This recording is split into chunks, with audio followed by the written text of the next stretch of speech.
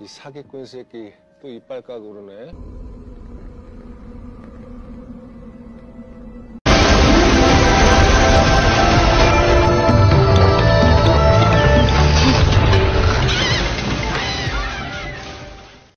Pak Wali Kota pun langsung bertolak ke RS Gucheon, di mana Bu Juhe dirawat.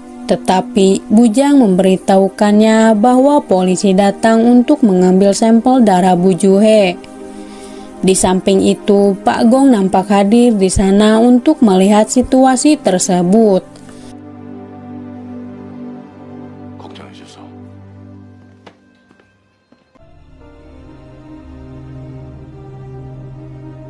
Dugaannya pun benar jika di dalam tubuh Bu Juhe terdapat kandungan narkoba, yang sama persis apa yang dilakukan oleh Pak Wali Kota terhadap Chang Ho.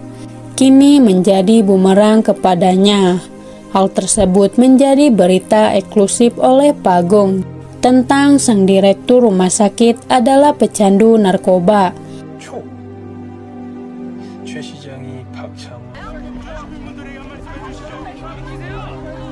Tetapi perasaan Pak Wali Kota sangatlah sedih dengan peristiwa yang menimpa sang istri. Keesokan paginya, Chang Ho bersama si Pirgan merencanakan sesuatu untuk menangkap sosok tikus besar yang hobinya bersembunyi terus, sesuai dengan julukannya. Si Pirgan mengumpulkan semua tahanan untuk ditelanjangi apakah mereka mempunyai simbol ciri khas dari si tikus besar. Awalnya tak ada yang aneh ataupun mencurigakan seperti apa yang mereka kira. Tetapi beberapa jam berlalu, si Pirgan menyadari jika dia adalah anggota si tikus besar dengan simbolnya sangatlah sama persis.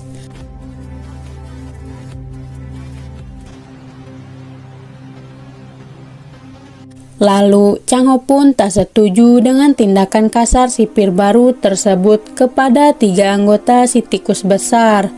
Merasa sudah di atas awan, si Pirgan tak mempedulikan Chang Ho.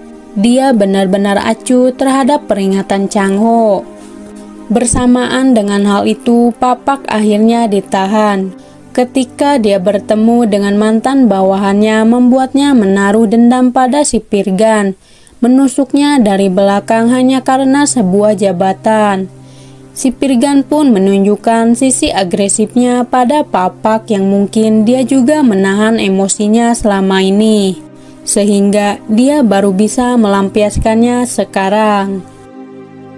Tak berselang lama, si Pirgan menangkap ketiga tahanan dan Papak yang terlibat dengan si tikus besar, mengancam satu sama lain untuk membuka mulutnya. Tiba-tiba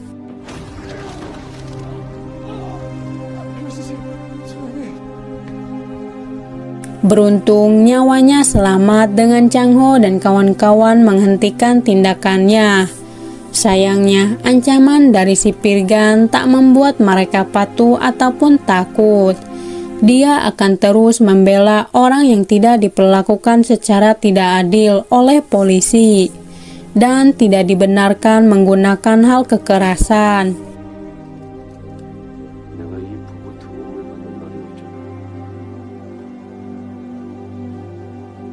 Kedatangan Papak yang secara mengejutkan membuat para tahanan sangatlah marah. Lantas, Chang Ho pun memberikan saran pada Papak untuk memberitahukan kebenarannya. Jika dia masih ngeyel dan kekeh, maka neraka tahanan sudah menunggu kedatangannya. Dugaan Chang Ho pun terbukti saat Papak baru saja sampai di sel tahanan. Dia langsung dikeroyok oleh tahanan lain.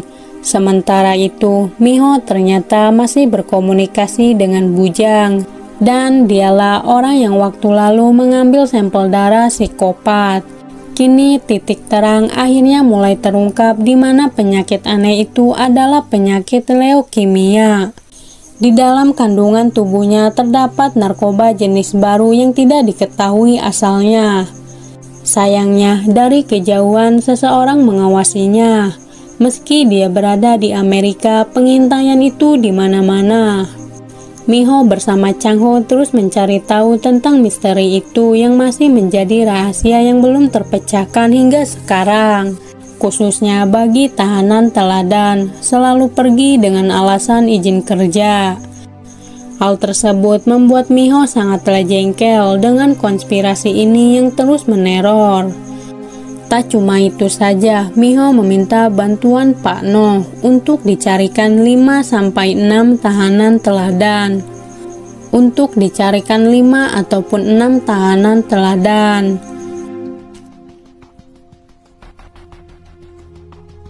Bu Juhe menyadari jika kecelakaan yang menimpanya ada kaitannya dengan orang yang membunuh Profesor Seo yang mencari makalah tersebut. Karena terus mengabaikan dan menutup matanya, Bu Juhe pun berakhir mengalami kecelakaan. Lalu dia bertekad ingin mencari tahu semuanya.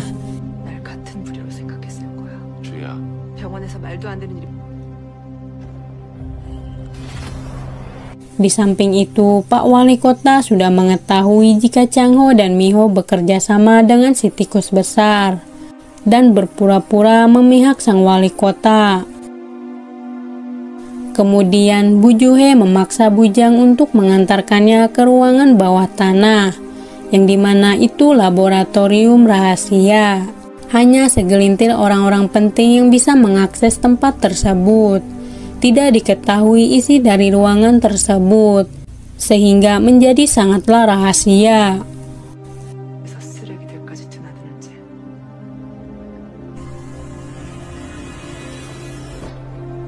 Setelah melihatnya, membuat Bu Juhe menangis dan meminta pulang pada Pak Wali Kota.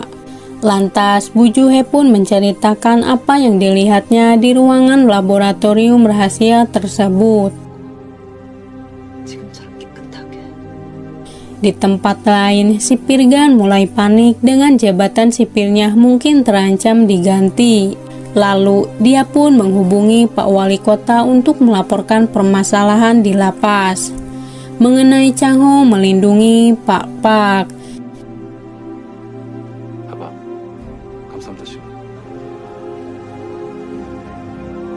Sipir Gan membongkar jati diri tikus besar yang mereka kenal selama ini bukanlah si tikus besar asli, melainkan hanyalah palsu. Dia pun mengiming-imingi para tahanan, siapakah yang bisa menangkap si tikus besar yang asli, hobinya bersembunyi akan dikurangi hukumannya. Dengan begitu, si Pirgan akan menangkap si tikus besar.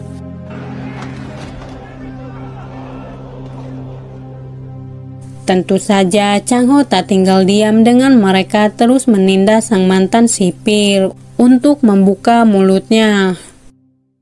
Walau Pak Yang sudah mengetahui jika Changho bukanlah si tikus besar, dia tak tinggal diam mencoba menolongnya.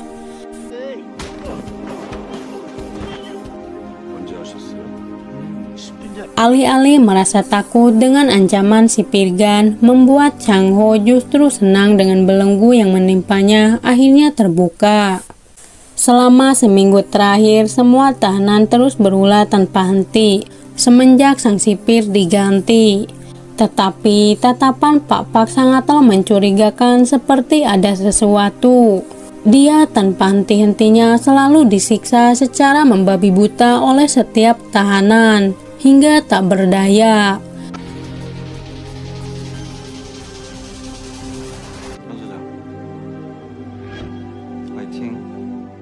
Hal itu membuat si Pirgan tanda tanya dengan Changho hanya diam 1000 bahasa tanpa menolongnya, padahal Pak Pak adalah kepercayaan sang tikus besar.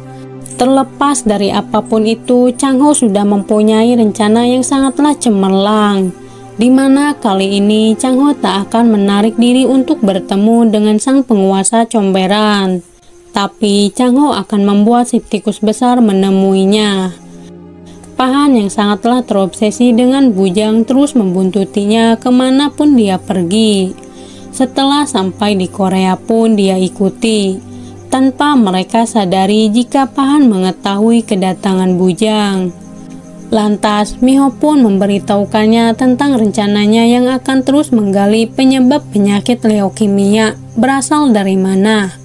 Sayangnya, Sungsik dan Ayah Go kehilangan jejak para tahanan teladan tersebut yang entah dibawa kemana.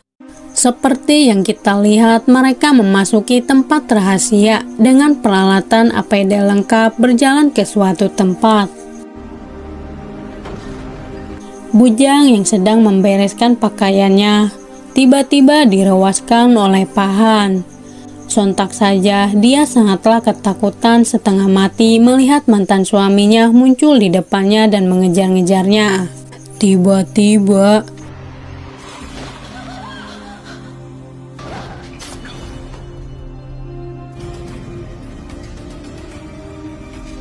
dia pun lebih memilih melukai dirinya ketimbang harus kembali kepada pelukan Pahan dan lebih memilih untuk mati. Namun secara mengejutkan ucapan yang dilontarkan oleh Bujang menjadi doa. Dia tertusuk saat akan melarikan diri. Tanpa sengaja Pahan membunuhnya. Pak Wali Kota yang sudah mengetahui kedatangan Bujang langsung ke rumahnya. Alih-alih menolongnya, Pak Wali Kota lebih dulu mencari HP Bujang untuk mencari tahu tentang apa yang dilakukan oleh Miho. Lalu dia pun menghubungi seseorang yang kemungkinan itu adalah si Pirgan, menyuruhnya untuk membunuh dua sejoli tersebut.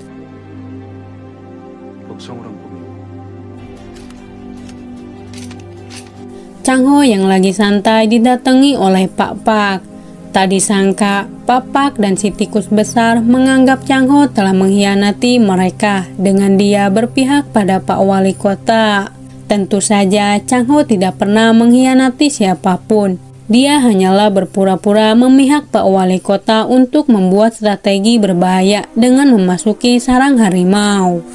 Lalu Changho pun menyuruh Pak Pak meminta bosnya untuk menemui Changho pukul 8 malam di tempat biasa.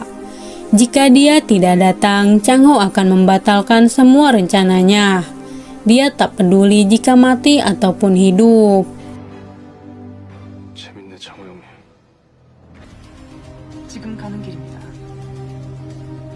Tidak diketahui maksud dari perkataan Jerry, apakah memang dia itu adalah si tikus besar atau bisa jadi Bujuhe. Entahlah, aing GT-nya. Pagong dan kawan-kawan terus ngegibah tentang Bujuhe dengan apa yang terjadi pada Bujuhe. Mereka sangatlah bahagia di atas penderitaan orang lain. Tak disangka tetua tidaklah marah pada Bujuhe yang mereka duga akan marah-marah. Di lapas, si Pirgan bersama polisi ini sudah memulai kegaduhan bersama tahanan ini. Semua tahanan pun menjadi kabur dan membuat keributan.